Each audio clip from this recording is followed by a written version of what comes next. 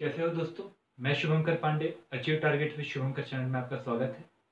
Last जो world history का lecture चल रहा था, उस वर्ल्ड हिस्ट्री के लेक्चर में हमने अमेरिकी क्रांति को पढ़ चुके थे और अमेरिकी क्रांति के साथ में अमेरिका की आज़ादी के कुछ वर्षों के बाद जो घटना घटी, जिसने अमेरिका को दुखदाई होते हुए भी वरदान दे दिया, अर्थात एक शल्य चिकित्सा होते हुए भी वो कहीं ना कहीं प्रॉफिटेबल होते चली गई। उस घटना के बारे में हम पढ़ने की कोशिश करेंगे, जिसका नाम है अमेरिकी गृह युद्ध या सिविल वॉर। ये जो सिविल वॉर था या गृह युद्ध था, सिविल वॉर या गृह युद्ध था, यह गृह युद्ध की शुरुआत हुई 1861 में और इसके पीछे कारण कई सारे रहे। इसमें महत्वपूर्ण भूमिका निभाई किसी व्यक्ति ने और प्रभाव भी दिखाई दिए। तो कारण क्या रहे? महत्वपूर्ण भूमिका किसकी रही? तो सब इसमें सबसे महत्वपूर्ण आएगा व्यक्ति जिसका नाम था अब्राहम लिंकन।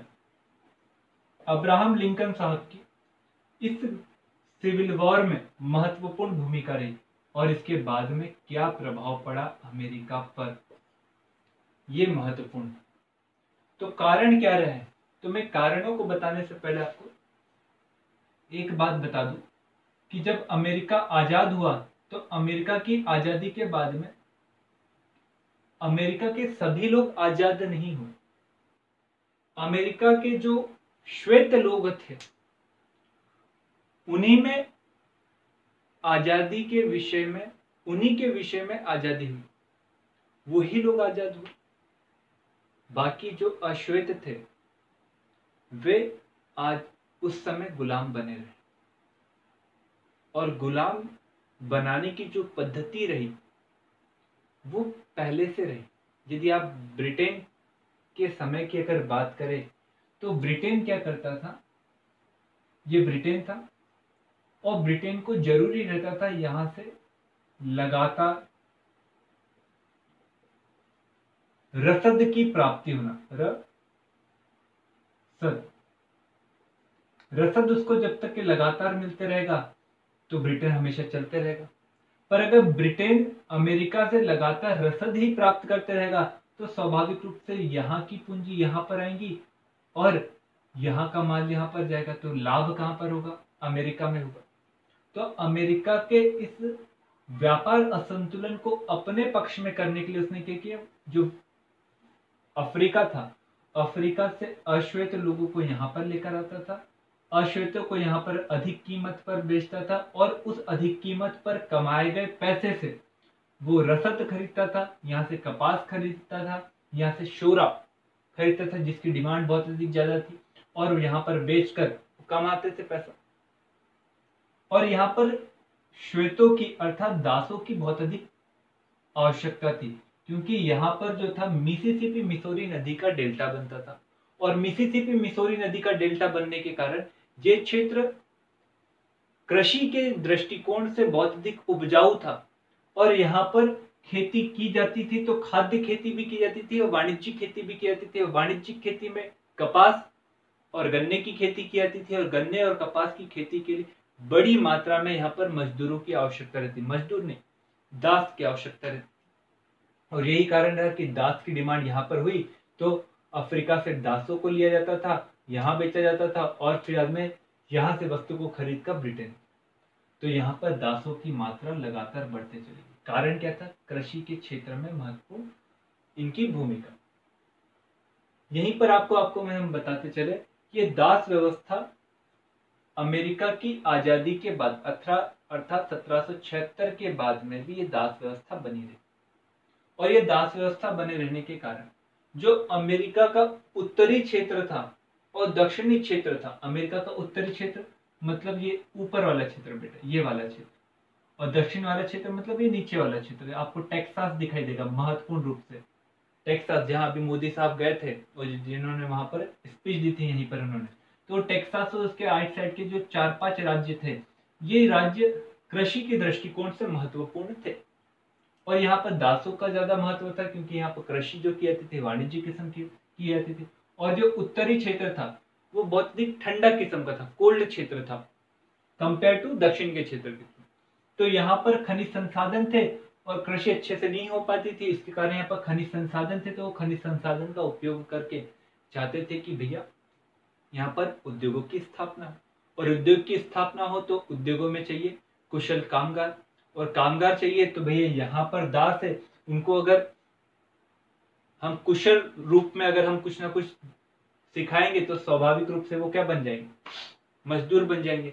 तो वे उत्तर अमेरिका के लोग हमेशा दक्षिण अमेरिका की दास पद्धति का हमेशा विरोध करते थे, उसे अमानवीय घोषित करने की कोशिश करते थे और अमानवीय बोलते थे। ये तनाव हमेशा बना रहा। तो दास प्रथा कहीं ना कहीं ये गृह युद्ध का कारण बनी।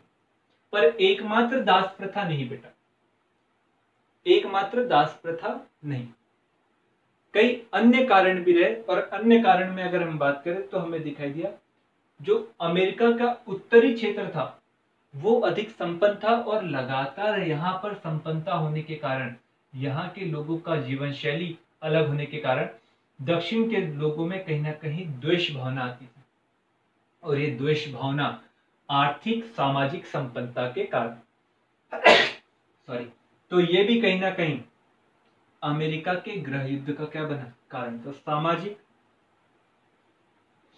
आर्थिक विषमता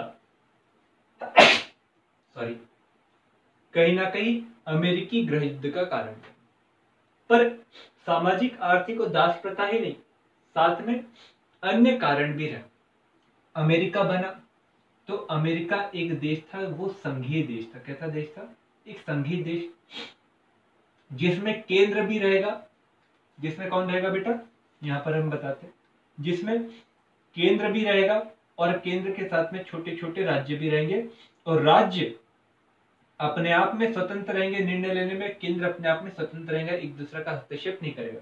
पर कभी कभार केंद्र राज्य की मदद भी करता था, और केंद्र जो हमेशा मदद करता था वो उत्तर अमेरिका के राज्यों का, और उत्तर अमेरिका के राज्यों में उद्योगों को स्थापित करने में वो महत्वपूर्ण रूप से भूमिका निभाता था।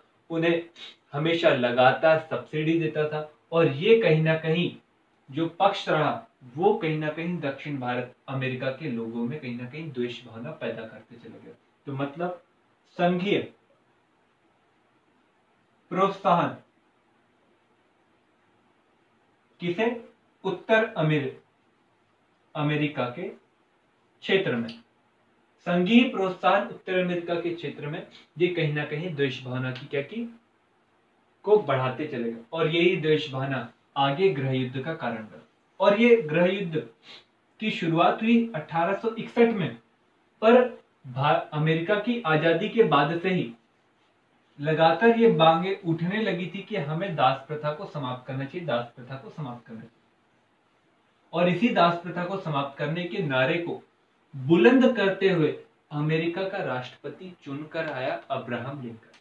अब्राहम लिंकन चुनकर आए, और जैसे ही चुनकर आए तो उनके द्वारा 1861 में दास प्रथा की क्या कर दी? समाप्ति की घोषणा। और दास प्रथा की जैसे ही समाप्ति की घोषणा की तो अमेरिका के जो दक्षिण का भाग था, जिसको हम दक्षिण अमेरिका के रूप में बोल रहे हैं, यहाँ ये मत समझना कि दक्षिण अमेरिका महाद्वीप नहीं, अमेरिका जो है उसका दक्षिण का क्षेत्र और ये उत्तर का क्षेत्र।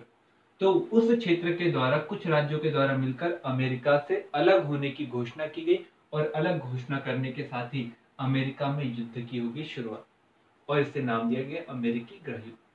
इस अमेरिकी गृह युद्ध में अब्राहम लिंकन की महत्वपूर्ण भूमिका रही।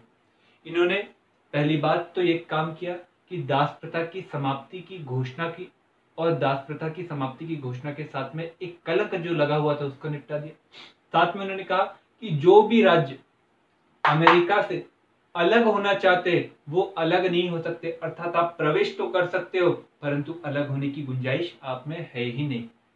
ये बात कहकर उसने संघीय चरित्र जो था अमेरिका का उसको बरकरार रखा, और साथ में कहा कि भैया विश्व में अगर कोई देश इस गृह युद्ध में दक्षिण अमेरिकी राज्यों का अगर कोई समर्थन करता है तो मैं इसे अमेरिका के खिलाफ युद्ध की घोषणा मानूंगा और मैं उस देश के खिलाफ भी युद्ध लड़ूंगा। तो कोई दूसरा देश भी दक्षिण अमेरिकी देश जो राज्य थे उनका समर्थन नहीं कर पाया और इसके कारण अमेरिकी गृह युद्ध के दक्षिण के क्षेत्र हारा और हारने के बाद में पूरा का पूरा अमेरिका एक रूप में हमें दिखाई देने लगा और इसके बाद में इस युद्ध में लाखों लोगों की जाने जाने के बाद में भी अमेरिकी गृह युद्ध ने कहीं ना कहीं इस शल्य चिकित्सा को कहीं ना कहीं वरदान में बदल दिया। इसके बाद में क्या क्या हुआ तो आप उसके प्रभाव में जब आप देखेंगे कि इस प्रभाव के बाद में दास प्रथा की जैसे ही समाप्ति हुई तो प्रभाव में आपको समझ में आएगा कि इसके कारण हमें दिखाई दिया जो राजनीतिक तंत्र था इसमें कहीं ना कहीं श्वेत अश्वेत दोनों की भूमिका बढ़ी। साथ में दक्षिण अमेरिका के लोगों को राजनीतिक अधिकार भी प्राप्त हुए। आर्थिक क्षेत्र की अगर बात करें तो हमें समझ में आए कि भैया उत्तर का क्षेत्र और दक्षिण का क्षेत्र दोनों मिल गया तो भैया दक्षिण के क्षेत्र के जो कृषि प्रधान था उस कृषि प्रधान क्षेत्र में नवीन वैज्ञानिकता को लाने की कोशिश की गई। उत्पादन को बढ़ाने के लिए दास की जगह पर वैज्ञानिक तत्वों को यहाँ पर जोड़ने की कोशिश की गई, ट्रैक्टरों को बढ़ाने की कोशिश की गई। तो स्वाभाविक रूप से क्या हुआ, यहाँ पर विज्ञानवाद को बढ़ावा देने के कारण दास की जो कमी थी वो कहीं ना कहीं समाप्त हुई और जब ये लोग कहीं ना कहीं आर्थिक रूप से सशक्त हुए तो इन्होंने ही औद्योगिकरण को क्या किया और अधिक बढ़ावा दिया। तो आर्थिक रूप से भी मजबूत हुआ भारत, अमेरिका राजनीतिक रूप से तो मजबूत हुआ। साथ में क्या हुआ, इस आर्थिक रूप से मजबूत होने के कारण हमें यहाँ पर दिखाई दिया कि यहाँ पर बड़ी बड़ी कंपनियों के निर्माण की भी गुंजाइश शुरू हुई। कई सारी कंपनियों को मिला लिया गया और बड़ी बड़ी कंपनियों का निर्माण किया गया जिसके कारण कॉर्पोरेट कल्चर जो आया वो अमेरिका में आ गया। कॉर्पोरेट कल्चर के कारण हमें नौकरियों में बढ़ोतरी दिखाई दी परंतु कुछ नकारात्मकता भी दिखाई दी। नकारात्मकता में ये क्या कि भैया इस गृह युद्ध में दास प्रथा की तो समाप्ति की बात की गई परंतु दास प्रथा पूर्णतः नहीं, महिला दास को अभी भी बरकरार रखा गया, उसके लिए आगे और आंदोलन चले। दूसरी बात ये श्वेत अश्वेत जो बात थी वो श्वेत अश्वेत की झड़पें अब दिखाई देने लगी, नस्ल के आधार पर अब तंज दिखाई देने लगे। पर जो भी हुआ वो शल्य चिकित्सा थी, लाखों लोग मारे गए परंतु लाखों लोग मारे जाने के बावजूद भी अमेरिका का जो वास्तविक वर्तमान का स्वरूप है उस गृह युद्ध के कारण ही दिखाई दिया। और इसलिए किसी व्यक्ति ने कहा कि अमेरिकी गृह युद्ध को हम द्वितीय क्रांति कह सकते हैं। तो आज का प्रश्न, क्या हम अमेरिकी गृह युद्ध को द्वितीय क्रांति कह सकते हैं? तो आप इस प्रश्न का जवाब दीजिएगा। दूसरी बात, मैं आपको एक और चीज बता दूं इस प्रश्न को लिखने से पहले, क्रांति क्या होती है? क्रांति का मतलब होता है जब कोई घटना होती है और उस घटना के कारण पूरे विश्व पर बड़े स्तर पर जब प्रभाव पड़ता है तो उसे क्रांति कहा जाता है। और ये पहली बार अगर हो रही है तो उसे क्या कहा जाता है? क्रांति। ठीक है, तो अब इस प्रश्न का आप जवाब लिखिएगा। दूसरा, अमेरिकी गृह युद्ध शल्य चिकित्सा के समान था, उसके बावजूद यह वरदान साबित हुआ। ये दूसरा प्रश्न आपका, ये दोनों प्रश्न आप जरूर लिखिएगा। साथ में ये लिखिएगा कि अमेरिकी गृह युद्ध की समाप्ति के बाद में क्या दास प्रथा पूर्णतः समाप्त हो गई? तीसरा प्रश्न। ये तीन प्रश्न आप जरूर आंसर राइटिंग में लिखिएगा।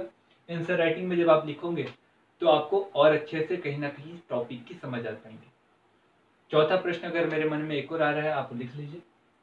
अमेरिका का जो वास्तविक स्वरूप हमें वर्तमान में दिखाई देता है उसकी पृष्ठभूमि की शुरुआत गृह युद्ध ने करी। आप इसका भी आप प्रश्न का उत्तर लिखिएगा। ये 4 प्रश्न दिए हैं, चारों प्रश्नों को आंसर राइटिंग में लिखने की कोशिश करिएगा ताकि आपके आंसर राइटिंग का भी जो दायरा है वो बढ़े, क्योंकि अल्टीमेटली मेंस लिखना है और मेंस लिखकर अपने आप को प्रूफ करना है, क्योंकि जो मेरिट निकलता है वो मेंस के आधार पर निकलता है। तो कृपया आंसर जरूर लिखिएगा। Thank you.